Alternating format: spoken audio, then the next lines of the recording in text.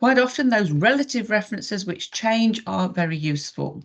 However, I'm going to go on to multiply the gross figure by the tax percentage, because unfortunately they take this away from us, don't they? So we're going to do equals the gross figure. Now, I do want that to change when I copy it down for Sally, to Jeff, to Laura. So I'm going to leave that as a relative reference.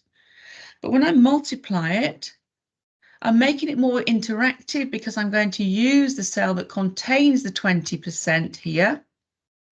So selecting that, but I don't want it to change when I copy that formula down. So I'm going to lock it on, make it what we call absolute. And I do that by typing in or using the shortcut to put in dollars.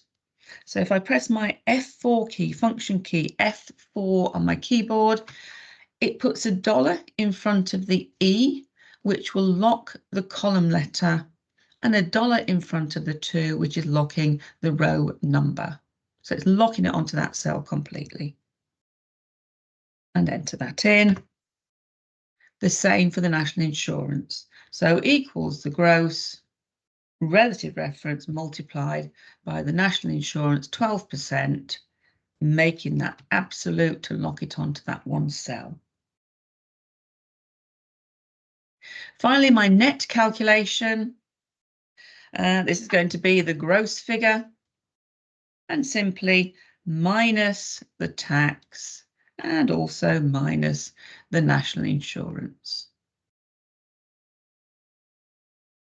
And take those three formulas, auto-fill them down, and we have our values.